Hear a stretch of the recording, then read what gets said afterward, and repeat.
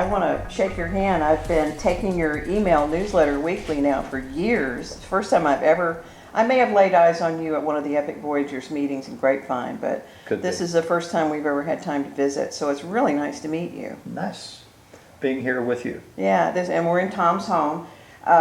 Your newsletters about MBOs, just take a minute and explain what that's about and mention the Gentle Way books. Okay.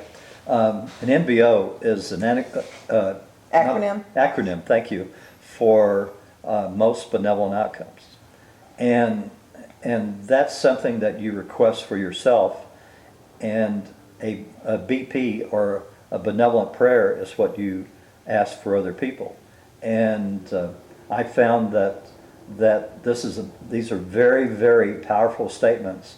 And one in my belief system goes to my guardian angel, who looks at my soul contract, looks at whether the request is sort of in the playing field that I'm in, and will grant that request. And it could be something as simple as a parking spot, or as complex as the perfect job, or the perfect home, or the perfect mate. Mm-hmm.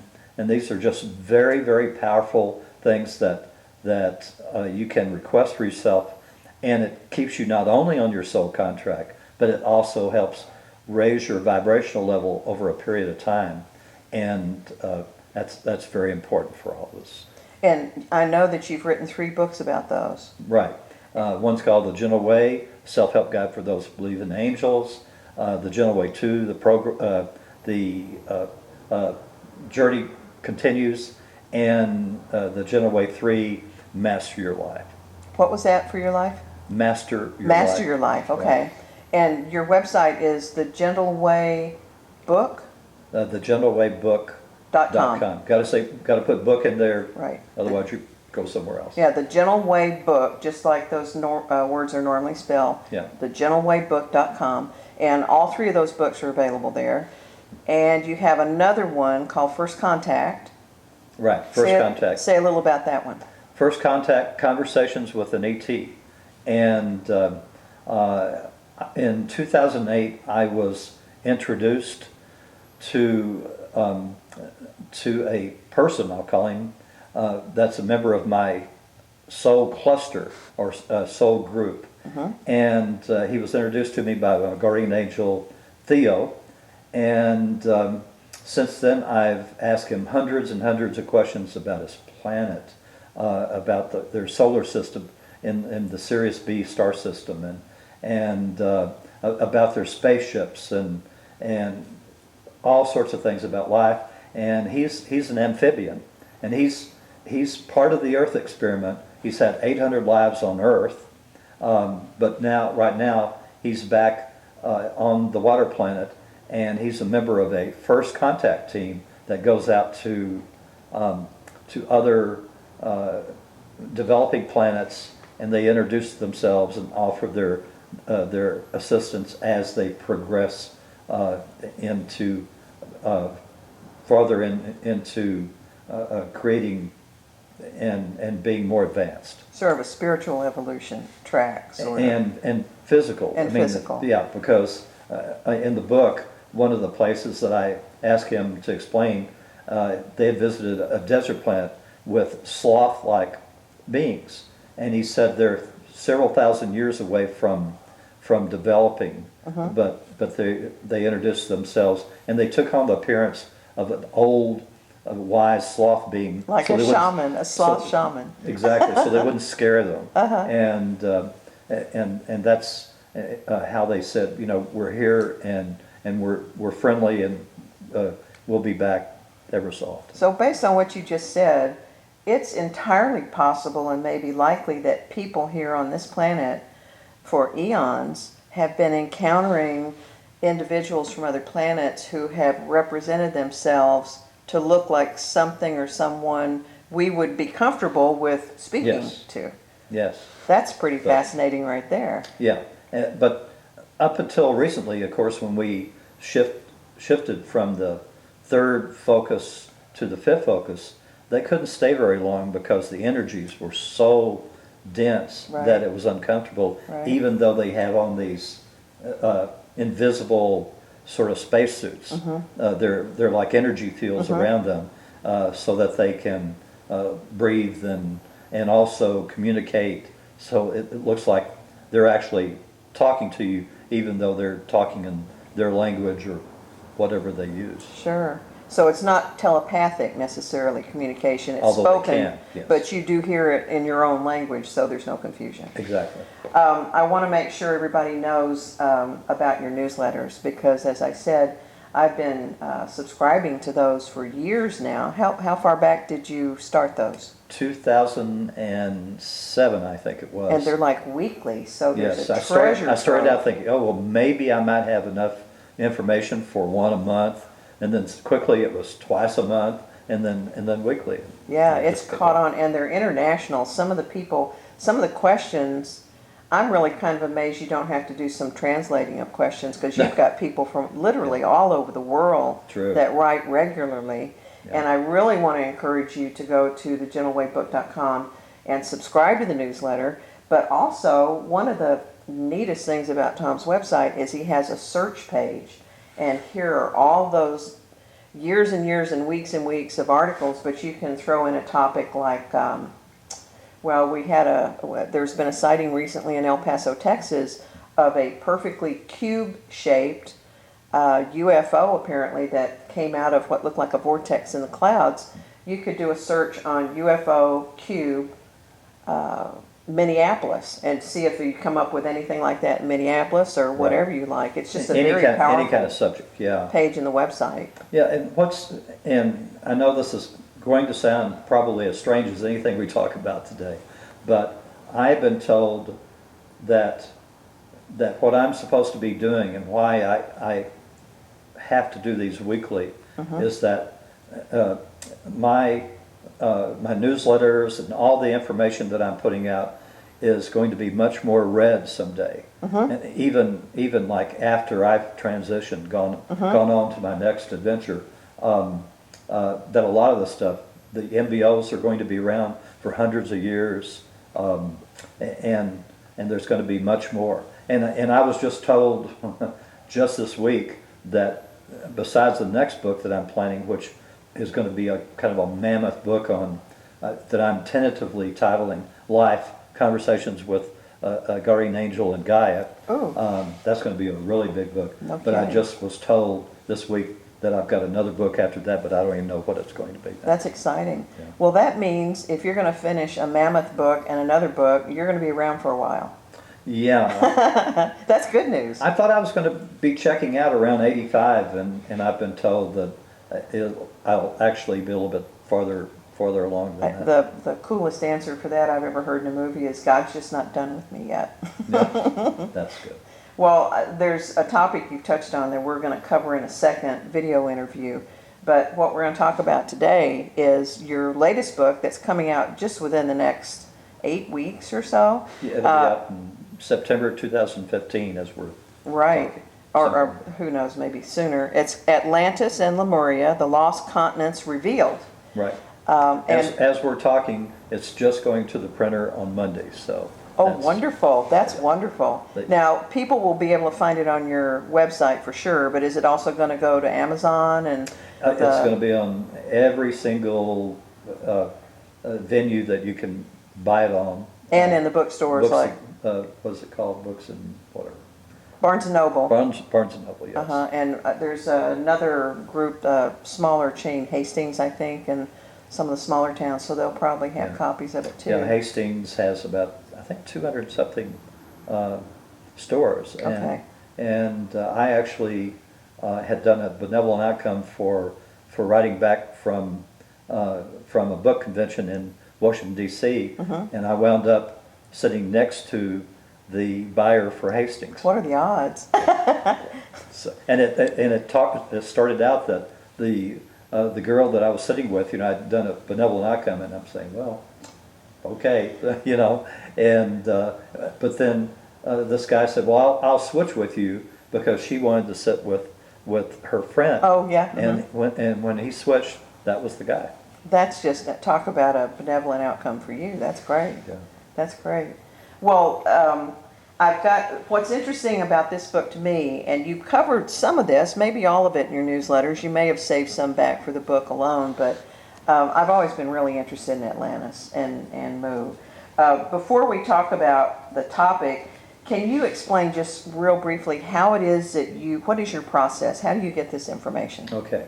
I consider myself a telepath and not a trance channel. Okay. Although a trance channel is also a telepath too. Mm-hmm. It's just that I go into a meditation, into an alpha state, which anyone can do. And in fact, I've had workshops where I've taught people how to do this, and maybe 25% will actually get a lot, and then a smaller percentage will get some but not a lot, and then the rest will not get anything at all, because you have to practice this. It's practice, practice, practice. So that's what I do is I simply put myself into an alpha state, and in the alpha state I'm able to ask questions and receive answers. And but when I come out of that alpha state, it's just like waking up from a dream. I will not remember what I asked and what answer I got after I come out of that alpha state. So that's why I sit at a computer and put myself into a meditative state, and then look at the question, type it, and then I receive it in what are called thought packets. That's what Theo, my guardian angel, calls it. Thought packets. They come in through your right side of your brain and are filtered according to your religious beliefs and knowledge and what have you. And that's how they come in. So each person, if someone believes, has a belief in the Hindu system, the answer would come based on that belief system. So it can be different for everyone. And it goes right through your brain, the thought packet, right into your fingers and on the screen. Yeah. Wow. And how long do you sit and do this? And do you do it daily? Don't do it daily because I'll try. Although lately I'm behind right now on the questions that have been sent to me. But typically I'll write questions that come into me on emails, and when I have a full page, then I'll do a session. So it can be 2-3 times a week. The other thing is because it is very, I have to concentrate extremely hard on receiving and everything, that I normally can't go more than 1 hour to 1 hour and 15 minutes. It's pretty exhausting. And also the concentration it takes. I start losing concentration, and that's when I just say, I gotta go, guys. Yeah, take a break. Yeah. Maybe for a day or two. Yeah. Well, let's talk about Atlantis and Lemuria, and I can't wait to get my hands on a copy of this book. I've heard for years, and I've been reading about Atlantis and Lemuria probably since at least the early 70s, because I've been interested in it for so long. I hear Mu, and I hear Lemuria. Is there a difference? Is it the same? Why are they different words? They're interchangeable. It's almost, I've been explained, it's almost like saying the Murians, because after all, LE is like French to thee. And so I don't know if that ties in way far back or not, but I've been told you can call it Lemuria, call it Mu, but Mu is the continent and Lemurians are really the people. Ah, that's a nice distinction. That makes a lot more sense to me. And we'll cut to a close-up of your cover, which is a really nice cover. They really are in totally different locations in the world. Absolutely, and a lot of people have even claimed, oh, Atlantis is over in the Pacific. No, they just. Or that Mu was an earlier version of Atlantis, or vice versa, and when the one sunk, the other one emerged, but they're totally different. Totally different. And I guess both the land masses were there at the same time, but one was settled before the other one? Well, first, before you do that, tell everybody where they are located, because everyone wants to know that. Okay. Atlantis obviously was in the Atlantic Ocean. That's why it was called the Atlantic Ocean. And it stretched the farthermost part of the shore of Atlantis was at about the 47th latitude. Right. Okay, and it stretched from within 100 miles of the North American coast all the way over, and it came, and it was shaped like a parallelogram. That's the way it was described to me. And it came at one point within 30 miles of the Africa coast, which at that time was called Oz. Oz, okay. Okay, the land of Oz. And then it swung back on around, and it had a very small tail at the end that went just past the tip of Florida. So it looks kind of like a chunky, compacted South America in a way, with a little bitty tail. Yeah, with a little. But 47, I'm in Western New York, and I think our latitude is 42. So we're talking like up around Nova Scotia. Yes.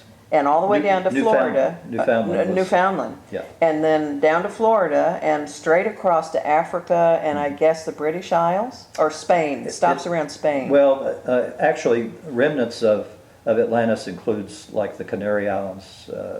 Okay. Through there, and those were remnants, but they were not inhabited after what was called the Second Destruction, when the whole continent of Atlantis broke up. Okay. And it was a natural calamity. It was not caused by humans. We're talking a huge landmass. I mean, it's not just a Australia-sized island out in the middle of the Atlantic. We're talking it's 10% larger than Australia. That's amazing. I mean, that's just huge. Yeah. So, and then say where Mu was. Okay. And how big was it? Yeah, Mu was about 12% larger than Australia. Okay. And before things started sinking and raising the ocean levels, okay, originally the scientists have it correct. The scientists said, well, the oceans used to be a long, long time ago, 375 to 400 feet lower. Okay. And they were correct on that. That's a lot. But they concluded, because they didn't understand that two land masses sank, they concluded that it must have risen like a foot a century or a foot every 1,000 years or something like that. It happened really happened fast. 3 times, 3 different sinkings, and that raised the ocean level. So you get into the so Lemuria. Sorry. Go ahead. That's okay. Lemuria before the first sinking of Atlantis actually was connected to Japan in about three places. Okay. And it, I was told it was in the sort of the shape of a potato, but not exactly. What does that mean? So you kind of, I'm drawing these crude maps, but I've got, I'm going with the latitudes and longitudes that I was given. So everyone can read the latitudes and longitudes and draw your own map based on those latitudes and longitudes. We just kind of guessed when we were doing the book and did the best we could. So and it went over within like 120 or 30 miles of Hawaii. So it never got that far, but it headed that direction. Hawaii was, as it is today, a vacation spot. I'll be darned. Except that there was more of it because the oceans were lower. And the two factions that became warring would each have their separate beaches. On Lemuria. On Lemuria. Hawaii. So the factions who were at war were on Mu. Yes. They weren't on Hawaii. Hawaii is where they vacationed. Exactly. Okay. And so how far down then did Mu go? It went down and with a small tail in the middle of it. So it went down to 12.5, I think, is the latitude. Was as far down as it went. And I think I looked up, that's around right in the neighborhood of Guam, the island of Guam. Somewhere down in that. So it almost looked like a heart shape without the cleavage at the top. The Tahiti was not part of it, but people actually escaped there towards the end as things got worse and worse. Okay, so I don't know where you want to start with Mu or Atlantis, but talk about how these cataclysms happened. Okay, let's start with Atlantis because chronologically, that was how it started. The first destruction of Atlantis was when Gaia, the soul of the earth, decided, as part of all this grand experiment for the Earth experiment, to move the poles to where they are now. When that happened, as an example, there was actually people, but not the human model. There were people living on Antarctica, and they all froze to death. Oh my goodness. And they were very unhappy about that, and they went elsewhere to warmer places. So they had warning or not? They were warned, but they didn't do anything. Okay, from what that I was their understand. choice. Yeah, and so that happened, and of course at that time there were people living farther north towards the Arctic, what is now the Arctic, and and some of those people actually died. There were several million people that died with all this stuff, with all the changing of the poles. And did it happen really fast? It was my understanding it happened within days. Wow. And one lady wrote to me saying that she had a vivid image of wearing sort of like skins, for clothing and everything, and suddenly it got very cold and they didn't survive. Wasn't enough. Yeah. So they couldn't go south fast enough. And there were people both on Mu and Atlantis at that time, or? Well, okay. What happened for millions of years, these ET scientists, I'll call them, our uncles and aunts, were told by the Creator that the Creator wanted this Earth experiment. Okay, with negativity and all this stuff. That's too long a story to get into. I'm going to interrupt you and say you must go to his website and check out his past newsletters, because that is a fascinating story. They went through all these models. They went through the Neanderthals, who turned out to be cannibalistic. They just as soon eat you as look at you, and in fact would eat each other. As somebody got old, they would kill them and eat them. And so you had these brutes, the Neanderthals, and then you had the Cro-Magnons. And the Cro-Magnon, both species were intelligent. I mean, they weren't, they weren't like the is it the Judy model? What's the ones they found in Africa with the small Lucy. Lucy models? And just think of peanuts. Yes, let's see. Okay, and so they weren't like the early models. They were later, and they had brains, and they were artistic. But they were artistic even. But they weren't the final model. Okay. The final model, the Adam and Eve model, was decided on 60,000 years ago. Okay. And that's when these ETs started seeding the Earth with these models. Now in Atlantis, the ET society that populated Atlantis started out with several colonies in Atlantis, but over in Mu, there was only like one or two smaller. So it took much longer for them to develop than it did the Atlanteans. And was it the same model in both places? In Mu and Atlantis, it was the same model. Different skin colors, different races. Okay. They came up with the 5 races because they wanted to have people learn to live together because of different skins. That was one of the many things of the Earth experiment, besides all the different kinds of religions and everything. So we're one big experiment after another. I feel like that a lot, Tom. Yeah. Okay, so the Atlanteans became very populated quickly because of the multiple colonies. Yes, and so when the first destruction of Atlantis happened, when they switched the poles, there were about 1 million people already living on Atlantis. Okay. Now, when they did that, a lot of people living on the shorelines and everything died because of the seas and the tsunamis. Cold and different things happened. So that was the first destruction. The second that happened at around 50,000 years ago. Or so. And did land disappear then? No. Okay. Okay. Now the second destruction, because Atlantis sat right on top of the mid-Atlantic ridge. Yeah. Okay, you had these plates together, so they had a whole line of volcanoes. Yeah. Huge volcanoes. Very active still. Yeah, like name any of the largest volcanoes on Earth, and they had a whole line of them. Oh my. And so when that blew up, that destroyed most of the continent, leaving what we now have termed, and it's been in legend and everything, as Poseidon. That island was left, and if you were to go on a line sort of directly out from Boston, Massachusetts, not to the very center of the Atlantic, but more to the west, it was a roundish island that was left, okay, about the size of Cuba. Oh my. Okay, and then 350 or 75 miles to the south, on a line sort of out from where Washington D.C. is today, you have an island called Aryan, Aryan,